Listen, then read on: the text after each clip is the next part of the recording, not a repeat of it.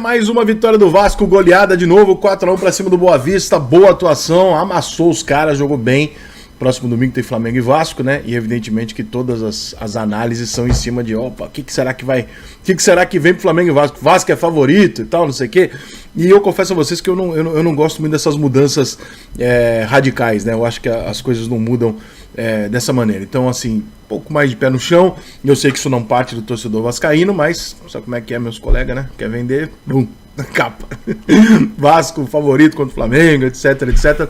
O que evidentemente não é bem assim. O time do Vasco tem uma evolução gritante de 2022 para 2023, gritante. Era um time que era uma zona e o time do Vasco agora tem um padrão, tem uma maneira de jogar, tem um formato, é outra parada, né? Se vai dar certo, se não vai, são outros 500, mas assim, claramente o Vasco já é outra parada em relação ao que ele era na temporada passada. O Pedro Raul tá começando a se ajeitar, tá começando a acertar lá o ritmo de jogo e tal. O Vasco ainda não tem o Figueiredo, que é um jogador que eu acho que vai acabar em algum momento ganhando a vaga de titular. Eu acho ele muito bom jogador, seja no meio, que eu já acho um pouco mais arriscado, porque o Jair é um volante que sai pro jogo, então já não sei se dá pra jogar Teixeira, Jair e Figueiredo. Porra, seria foda, mas seria muito ofensivo. Eu acho que é mais fácil ele ganhar uma posição, ele, Peck e Pedro Raul na frente, do que necessariamente uma posição no meio. Embora eu tenha gostado da ideia dele ter jogado os primeiros jogos lá nos Estados Unidos de segundo volante. Mas, como o Jair é um jogador que sai muito, eu acho que prender o Jair, sei, cara, acho que meio cagada, sabe? O Jair no Galo, ele alternava muito com o Alan, porque depende de quando jogava o Zarate ou o Nacho, o primeiro volante alternava. Então, existia um primeiro e segundo volante? Não. O Alan até ficava um pouco mais atrás do que o Jair às vezes, mas isso na teoria. Porque quando o Zarate não jogava, o volante do lado direito saía mais. Quando o Zarate jogava, o volante ficava um pouco menos e saía do lado esquerdo. Era muito dependente desse formato. E o Atlético trocou isso várias vezes. Então nunca ficou muito claro quem era o primeiro e o segundo. Na verdade, eram dois jogadores que faziam uma função muito parecida. Só que o Jair, claramente, ele está ajudando muito no apoio do time do Vasco. Então, você abrir mão de um volante um pouco mais fixo, né? O Rodrigo, por exemplo, ou que seja o Zé, qualquer outro. Eu não sei se dá pro Figueiredo jogar ali, mas acho que ele volta pro time e acho que ele volta lá na frente. Mas voltando a falar do final de semana, não acho que as coisas têm que ser assim tão rápidas. O Vasco jogou 2, 3 boas partidas, se ajeitou um pouquinho, é favorito contra o Flamengo. Não é. O Flamengo tem o melhor time da América do Sul. O Vasco pode ganhar o clássico porque ele é o Vasco. E porque todo time pode ganhar qualquer tipo de jogo, a graça do futebol é essa.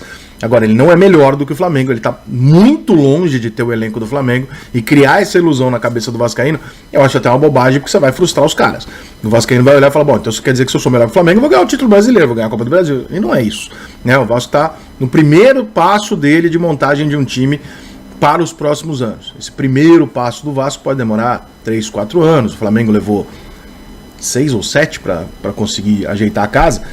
Claro que não teve uma injeção financeira como o Vasco está tendo, pode ser que seja mais curto, mas assim, menos de 2, 3 anos, você imaginar que o Vasco vai estar disputando Libertadores, o caralho, é um grande de um delírio. Então, cuidado com o caça-clique aí nos devaneios jornalísticos de o Vasco ganhou 2 jogos aí do trem e do Boa Vista, favorito contra o Flamengo. Não é. Não é, o favorito é o Flamengo. O Vasco pode fazer frente ao Flamengo sempre, até com o time de juniores, simplesmente porque nós estamos falando do Flamengo e Vasco, são camisas que se equilibram. Tem o fator clássico que é muito importante no futebol, embora algumas pessoas não considerem tanto assim. Para mim é bizarro o que acontece num clássico, né? Os times se olham diferente, tem toda aquela animosidade, aquele empurra desde o primeiro lance e tal, e isso muda completamente a característica do jogo. 1-0 para qualquer lado desestabiliza. Então, assim, sempre o Vasco vai poder bater o Flamengo e vice-versa. Agora, entrar em campo no domingo achando que o Vasco tem condição de bater o Flamengo, claro que tem. O Vasco tá bem, legal, o Flamengo não tá tão bem, legal, dá para ganhar. Agora, favorito, melhor time, não é o caso. Então não vamos criar essas expectativas exageradas para que as frustrações não sejam do mesmo tamanho durante a temporada. Acho que o Vasco ainda contrata mais 1 ou 2 jogadores aí, talvez, para o time titular. Fico satisfeito de ver o Alex Teixeira se encaixando. O Alex Teixeira não foi bem no ano passado, não conseguiu voltar bem. É absolutamente natural que o Nenê perca o lugar no time, porque o Nenê está de saída, e mesmo tendo feito um golaço, entrando de vez em quando e fazendo a parte dele porque ele é um craque, o Nenê é um jogador que está deixando o futebol, está deixando o Vasco. Então ele não pode fazer parte do planejamento base do time pro resto da temporada. Eu já disse isso lá nos amistosos dos Estados Unidos, eu falei isso. Eu falei, cara, o Nenê não tem que ser titular. Mas o Nenê não tem que ser titular. Por quê? Porque ele tá saindo do time, ele tá se aposentando. Então, se ele tá se aposentando, você não pode montar um time em cima dele. Tem que montar um time onde ele participa de vez em quando, mas ele não tá ali. Né? Por quê? Porque ele vai chegar no Brasileiro, você vai ter um choque de mudança.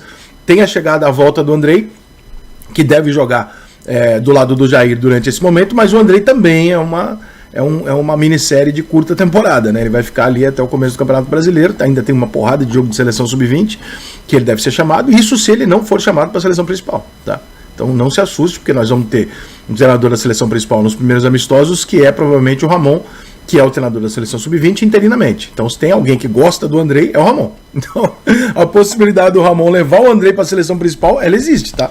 Então talvez o Andrei venha para o Vasco e mal jogue no Vasco, que é uma expectativa que o Vascaíno também tem que ter em mente, né? Tem várias situações de convocação extra, que além da sub-20, que já são várias, e se o Andrei for convocado na maior parte delas, o Vasco vai ter problemas, e provavelmente o Chelsea não vai falar assim, não, pode ficar no Vasco, ele vai falar, manda para a seleção que eu quero que o moleque apareça e seja testado na seleção. O Vasco talvez não tenha poder de veto em cima disso. E além disso, tem as questões da seleção principal, que se eventualmente ele for convocado, são pelo menos aí, sei lá, imagino que até meio do ano sejam 4 ou 6 jogos da seleção brasileira de amistosos que o Andrei desfalcaria.